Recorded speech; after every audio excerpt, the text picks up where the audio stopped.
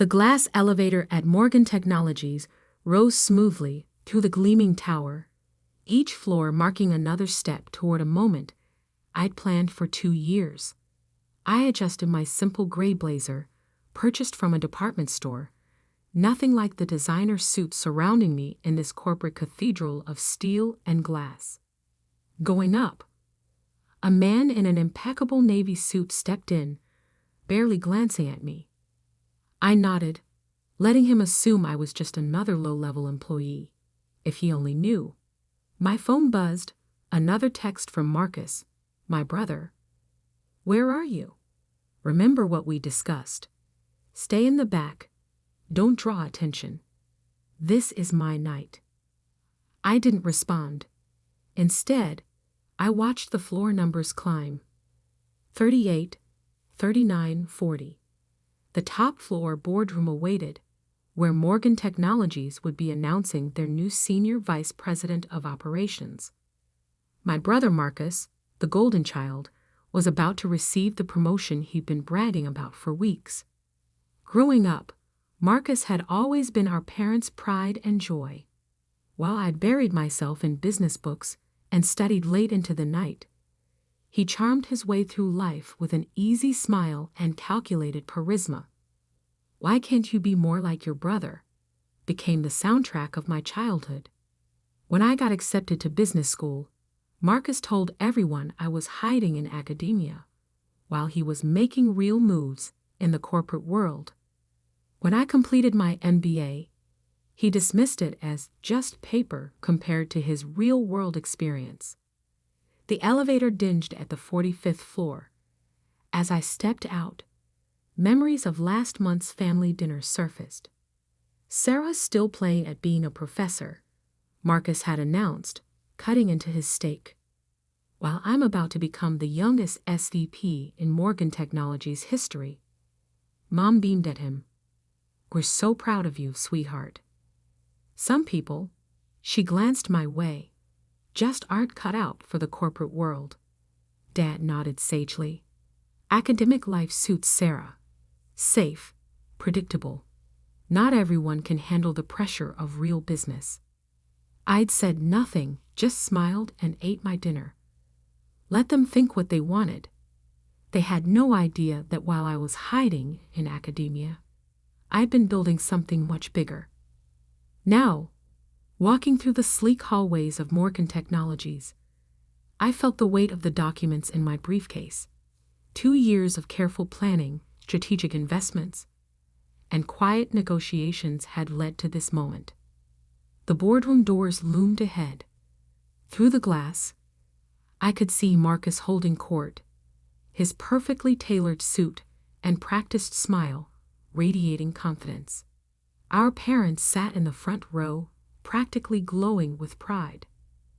Marcus spotted me and frowned, quickly making his way over. "I told you to stay in the back," he hissed. "This is my moment. Don't embarrass me by trying to network or whatever you're planning." "Don't worry," I said quietly. "I'm not here to steal your spotlight." He eyed my simple outfit with disdain. "Good. Just try to look professional at least, and don't mention we're related." As he walked away, I checked my watch. Right on schedule, Miranda Chen, the CEO of Morgan Technologies, would be arriving to make the announcement. What Marcus didn't know was that I'd met with Miranda many times over the past year, but not about his promotion. The room quieted as Miranda strode in, commanding attention without effort. She took her place at the podium, shuffling her notes with practiced precision. "Ladies and gentlemen," she began, "thank you for joining us today. We're here to announce some significant changes at Morgan Technologies." Marcus straightened his tie, ready for his moment. "But before we discuss any promotions," Miranda continued, "I have an important announcement. As many of you know, I've been searching for the right person to take Morgan Technologies into the future. Someone with vision, integrity, and a deep understanding of where this industry is heading." She paused, scanning the room. Marcus's smile widened. That search led me to someone who impressed me not just with their business acumen, but with their innovative approach to technology and leadership. Someone who quietly built an investment portfolio that includes controlling interests in 3 of our major competitors. Marcus's smile faltered slightly. This wasn't part of his script. Over the past year, this person has been systematically acquiring shares in Morgan Technologies through various investment vehicles. As of this morning, they've succeeded in purchasing a controlling interest in our company. The room broke into confused murmurs. Marcus's face had gone pale. "Ladies and gentlemen," Miranda said, "please join me in welcoming the new owner and CEO of Morgan Technologies." She turned and extended her hand toward me. "Dr. Sarah Mitchell." The silence was absolute as I walked to the podium. Marcus stumbled backward, his carefully planned speech falling from nerveless fingers. In the front row, our parents sat frozen, their expressions a mixture of shock and disbelief. "Thank you, Miranda," I said, taking my place at the podium. The documents in my briefcase would wait. Right now, I had a company to address, and a lifetime of underestimation to correct. The boardroom remained frozen in shocked silence as I stood at the podium. Miranda Chen stepped aside, a slight smile playing at her lips. She had kept our secret well, understanding exactly why this moment needed to happen exactly this way. "Before we continue," I said, my voice steady, "I believe congratulations are in order. Marcus, would you join me up here?" My brother's face had turned an interesting shade of gray. He stood rooted to his spot, designer suit suddenly seeming too tight at the collar. Our parents remained motionless in their front row seats, Mother's perfectly manicured hands gripping her purse so tightly our knuckles had gone white. "Marcus," I repeated, letting authority fill my voice. "Please." He moved woodenly toward the podium, each step looking like it physically pained him. The whispers had started now, rippling through the crowd as people connected the dots between our shared last name. "As you all know," I continued, "Marcus was to be announced as your new Senior Vice President of Operations today." I paused, letting the tension build. That announcement will still be going forward, though with some adjustments. Marcus's head snapped up, hope and confusion warring on his face. Over the past year, I've had the opportunity to review everyone's performance records, including Marcus's. While his sales numbers are impressive, there have been some concerning patterns in his management style and strategic decisions. I opened my briefcase and removed a folder, watching Marcus's eyes track my movements. Specifically, the Harrison account proposal from last quarter. I held up a document, the one where you took credit for Jennifer Torres's work while she was on maternity leave. The color drained from Marcus's face. In the audience, a young woman in a charcoal suit sat out straighter. "Or the Stevens Technology merger," I continued, extracting another file, "where you conveniently failed to mention the massive pension liability that would come with the acquisition, the liability you discovered during due diligence but chose to hide." That's taken out of context," Marcus stammered, finding his voice. "You don't understand how business works in the real world. Sometimes you have to make morally questionable decisions to get ahead." I finished for him. "Steal credit from your subordinates. Hide critical information from the board." Our father stood up suddenly. "Now see here," he blustered, his face reddening. "You can't just walk in here and start making accusations.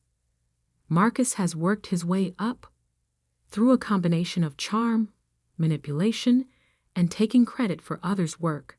I cut in. "Yes, I know exactly how he's worked his way up. I've spent the last year reviewing every decision, every proposal, every partnership he's been involved with. I turn to address the room at large. Morgan Technologies has an incredible team of dedicated, innovative professionals. People who work hard, support each other, and operate with integrity. Starting today, those are the people who will be recognized and rewarded. My eyes found Jennifer Torres in the crowd. Ms. Torres, I'd like to meet with you tomorrow morning to discuss your actual contributions to the Harrison Project and your thoughts on leading the new digital transformation initiative.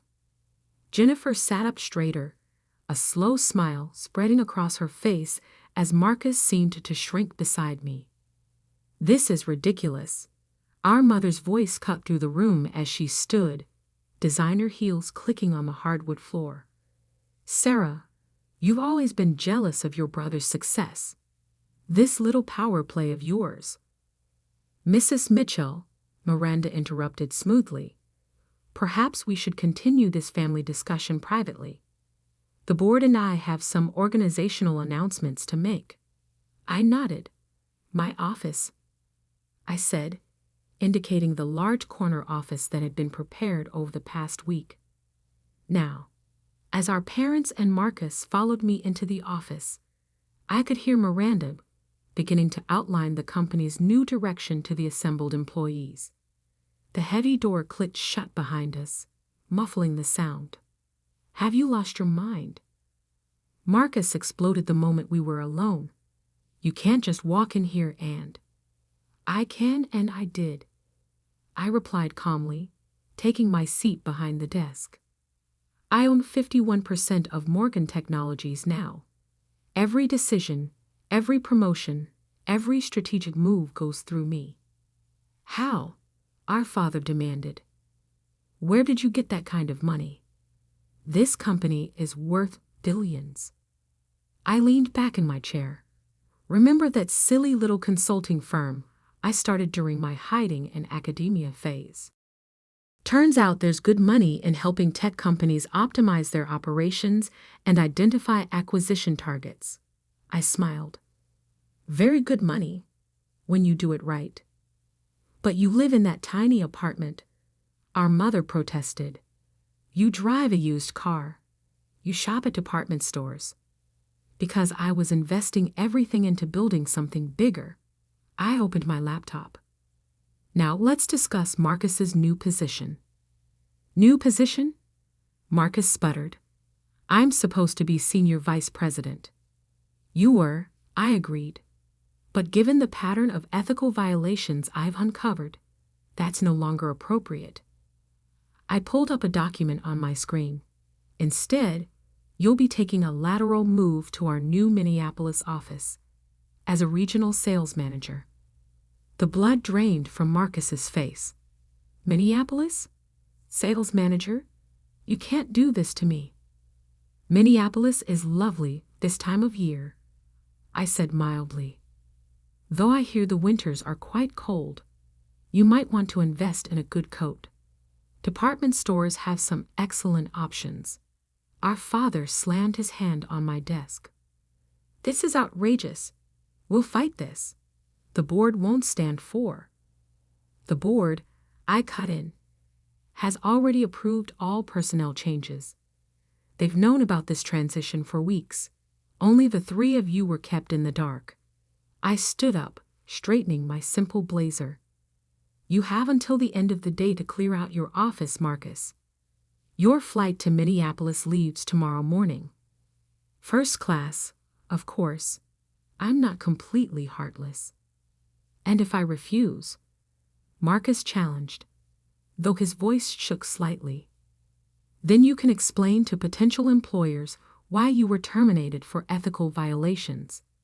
Your choice. I checked my watch. Now, if you'll excuse me, I have a company to run.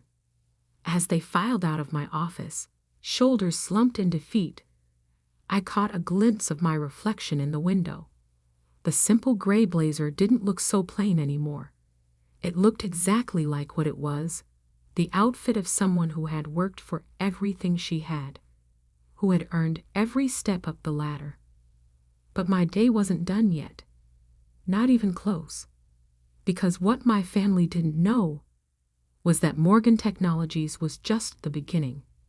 The real changes, the ones that would reshape not just our family dynamic, but the entire industry, were still to come. I picked up my phone and dialed a familiar number. "Everything's in place," I said when the line connected. Time for Phase 2.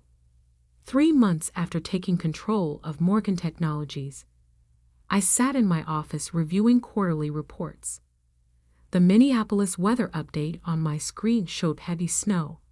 I wondered if Marcus had bought that winter coat yet. A soft knock on my door interrupted my thoughts. "Come in," I called, already knowing who it would be. Jennifer Torres entered, carrying a tablet and looking considerably more confident than she had 3 months ago. As the new head of digital transformation, she'd already implemented changes that had increased efficiency by 30%. "The Stevens technology audit is complete," she reported, taking a seat. "You were right about the pension liability being just the tip of the iceberg. We've uncovered at least a dozen other issues Marcus tried to hide." I nodded, unsurprised. "Send me the full report. And Jennifer, good work." She smiled, the smile of someone who was finally being recognized for their talents. "There's something else. Your parents are in the lobby." I glanced at my calendar, though I already knew it was empty. "Send them up." While waiting, I opened my desk drawer and removed a thick manila envelope. Inside were documents I'd been preparing for weeks, ever since Phase 2 had begun. My parents entered without knocking. Mom looked thinner, her designer outfit from last season showing signs of wear. Dad's golf tan had faded, and his shoulders stooped slightly. "Sarah," Mom started, her voice carrying forced brightness, "we've been trying to reach you." "I've been busy," I replied coolly. "Running a company takes considerable time. Please sit." They settled into the chairs across from my desk, looking uncomfortable. The silence stretched. "It's about Marcus," Dad finally said. "He's struggling in Minneapolis. His performance reports reflect that." I agreed. "His sales numbers are well below target. He's not used to the cold," Mom interjected quickly. "And that tiny apartment. Nothing like his condo here. Couldn't you find something closer? Maybe a position in the Chicago office?" I leaned back in my chair. "Has Marcus mentioned why his numbers are down?" They exchanged glances. Dad cleared his throat. "He says the clients there are different, more demanding." "They're not different," I said. "They just expect actual results, not empty promises and stolen ideas. Marcus can't coast on charm there because I specifically instructed the regional director to verify all his work." That's harassment," Dad sputtered. "That's accountability," I corrected. "Something Marcus has never had to face before." I opened the manila envelope. "Which brings me to why I've been trying to reach you both as well." Their eyes fixed on the documents I spread across my desk. Property records, bank statements, investment portfolios. When I was reviewing Marcus's financial records, I found some interesting transactions. I continued. "Large transfers from your accounts to his, dating back 5 years. Money that came from mortgaging your house. Twice." Mom's hand flew to her throat. Dad's face paled. "He said it was for investments," Mom whispered. "Special opportunities." "He lost it all," I said quietly. "High-risk trades, failed startups, gambling. The second mortgage payment is due next week. You can't cover it, can you?" Dad's shoulders slumped completely. We We were hoping that I would bail you out, I finished. Like you bailed him out, over and over, while telling me I didn't understand real business. Tears welled in Mom's eyes. Sarah, please. We'll lose the house. I pulled out another document. This is a proposal. Morgan Technologies will purchase your house at market value, clearing both mortgages. You can continue living there, paying rent at 30% below market rate. Their eyes widened with hope. But, I continued, there are conditions. First, you'll both attend financial management counseling. Second, you will not send any more money to Marcus. And third, I met their eyes firmly. You will acknowledge, in writing, how you've treated me all these years. That's blackmail, Dad protested weakly. That's accountability, I repeated. Something this family desperately needs. I stood and walked to the window, looking out over the city. For years, you dismissed my achievements, belittled my choices, poured all your love and resources into Marcus while treating me like an afterthought. I turned back to face them. That ends now. Mom was crying openly now. Dad stared at his hands. The choice is yours, I said. Sign the agreement, keep your home, and maybe, we can build something new from the ashes of what this family has become. Or don't sign, lose the house, and continue enabling Marcus's destructive behavior. I placed a pen on the desk between them. But understand this, I'm not doing this for revenge. I'm doing this because sometimes love means forcing people to face hard truths. The silence stretched for a long moment. Then slowly, Dad reached for the pen. As they signed, my phone buzzed with a text from Minneapolis. Marcus had finally hit rock bottom, admitting to his regional director that he needed help. I'd already arranged for him to enter a program that would address his gambling addiction and teach him actual business ethics. Looking at my parents, I saw something I'd never seen before in their eyes when they looked at me. Respect. And maybe, just maybe, the beginning of understanding. The car will take you home, I said, pressing a button to summon my driver. The counselor will contact you tomorrow to set up your first session. They stood, looking somehow both smaller and lighter than when they'd entered. Sarah. Mom paused at the door. I'm sorry. For everything. I nodded, not trusting myself to speak. After they left, I sank back into my chair and finally let out a long breath. Phase 2 was complete. The family that had dismissed me for so long was finally seeing me clearly, not just as a successful businesswoman, but as someone strong enough to help them face their own failures. Jennifer knocked again, entering with a fresh stack of reports. The board meeting starts in 10 minutes. They're eager to hear about the new expansion plans. I smiled, gathering my materials. Time to focus on the future, not just of Morgan Technologies, but of all the people who worked here. People like Jennifer, who deserved their chance to shine. As I walked into the boardroom, I caught my reflection in the window. The simple gray blazer was gone, replaced by one I'd chosen for myself. Not designer, not flashy, but perfectly suited to who I was. Someone who had built success on substance rather than style. The board members rose as I entered. They'd learned quickly that I was nothing like my brother, and everything a leader should be. Ladies and gentlemen, I began, let's talk about where we're going next. Because success, real success, isn't about proving others wrong. It's about proving yourself right.